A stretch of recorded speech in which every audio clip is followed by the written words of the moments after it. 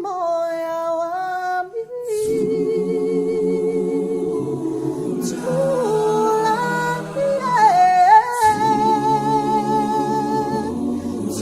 Thula moya wami,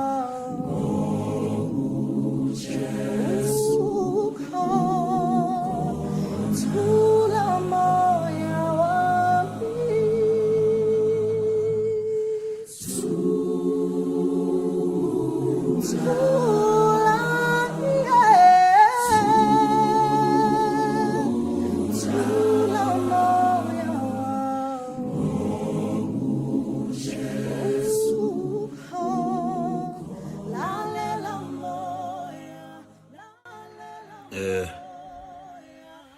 Bafowethu yazi ngeke ngaba live earlier on ngikhuluma indaba kasisomncane uCwecwe lento yenzakalile kuyena ibuhlungu lento kwangempela and ngithema ngibheka amavidiyo ku-TikTok like wonke umuntu ukhulunywa ngayo amavidiyo ney'thombe nani justice for wangikhombisa ukuthi abantu abaningi abakhuluma ngale nto abantu besifazane abalwa le nto abantu besifazane thina abantu besilisa sibancane ngizabekho but bancane kakhulu engicabanga ukuthi into efana nalena isidinga sonke sibe imbomba sibumbane sikwazi ukuthi silwe into efana le ngoba ngikholelwa ukuthi uma senza umntwana akenziwa umuntu wesifazane kuphela kodwa wenziwa umuntu wesifazane nomuntu wesilisa ngakho-ke konke okwenzakalayo kuyadinga ukuthi sibambisane yabona sengicabangela nje ubaba wengane ukuthi yena ungizizwa kanjani la khona uyabona into engishoyo so nathi nje abantu besilisa ake sibe khona mani sikwazi ukuthi naye simqinise idolo into efana lena ngoba nje nginengane nje nami ecishe ilingane naye uCwecwe lokho kuyangihlaba enhliziyweni ukuthi uma lento le efana le kuthiwa nje yenziwa ingane yami bengizoba yini bengizokwenza njani.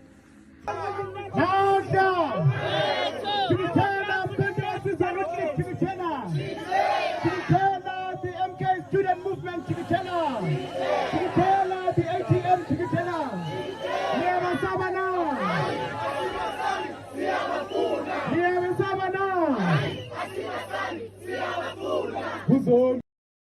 Welcome to Scary Tales. In this channel, we share local South African content so you can feel at home like that fresh gossip from your neighbor. But today, we are going to talk about a sad case of a young 7-year-old girl who was sexually assaulted. For legal purposes, I have to say, this case is alleged, so nothing has been proven yet, or no suspects have been found guilty. So, wherever you are, I hope you are doing good if you are not. May God bless you this year, and everything you are hoping for to happen, may it come true, and all your wishes too. Let's start with this case, and let's start asking questions. Question number 1, who is the little girl? Question number 2, what happened to her? Question number 3, who did this to her? Who really sexually assaulted her?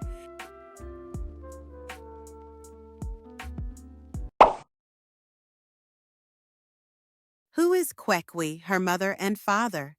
Cwecwe is a young 7-year-old girl from a place called Matatiele in the Eastern Cape, South Africa. She used to go to Bergview College School before the alleged sexual assault occurred in the school. It's not known that the victim's name is Cwecwe because her identity is kept secret during this sexual assault case being investigated. So let's talk about Cwecwe's mother.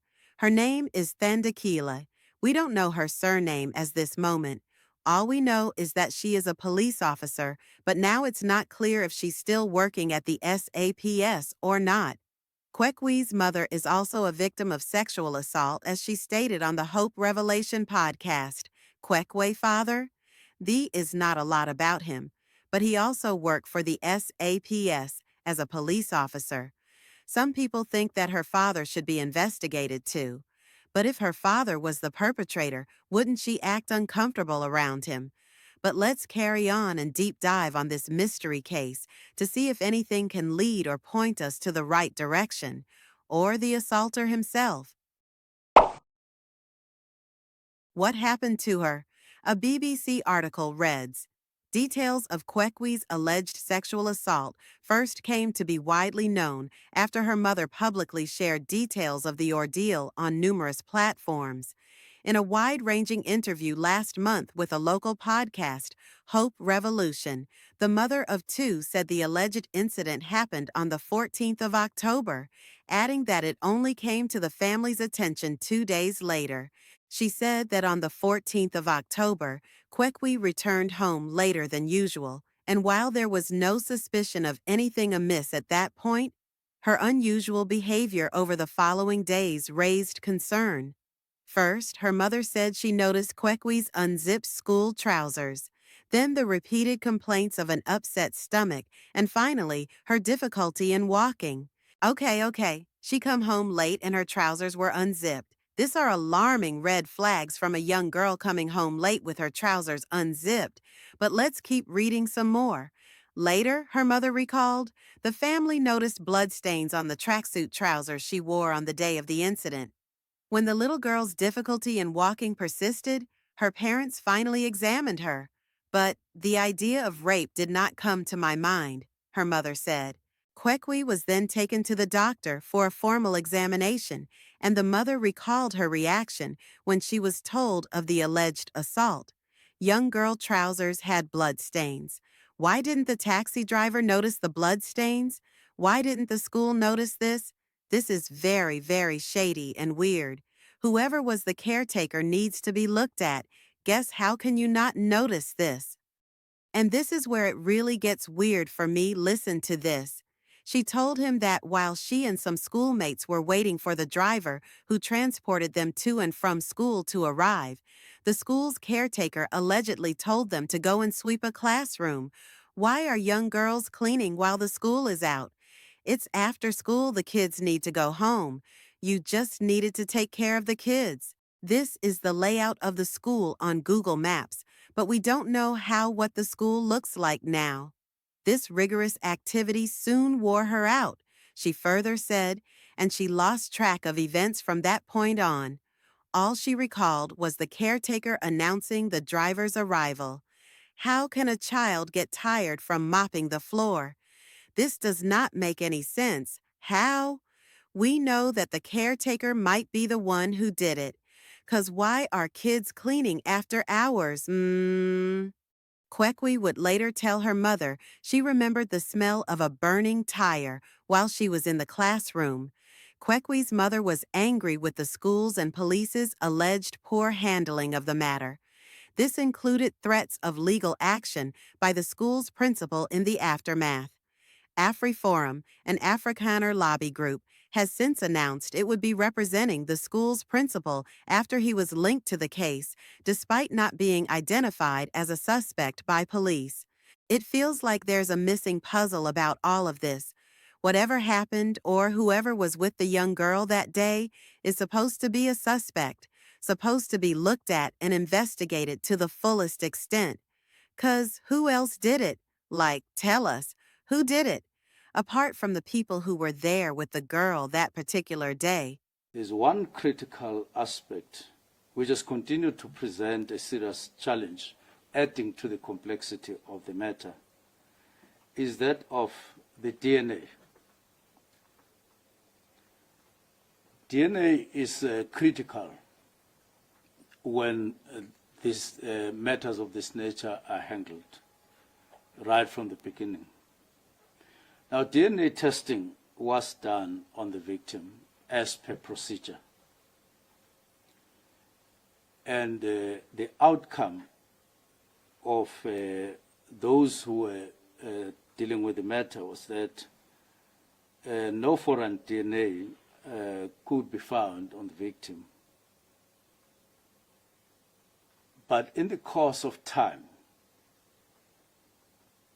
there were 3 persons of interest who emerged.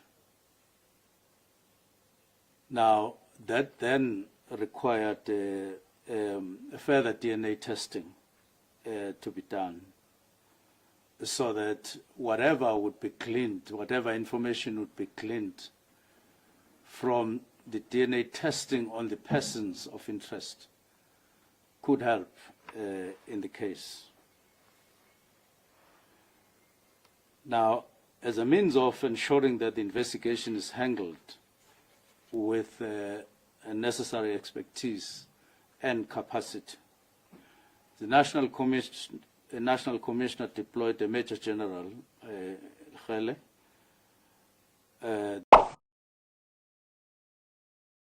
Who sexually assaulted her?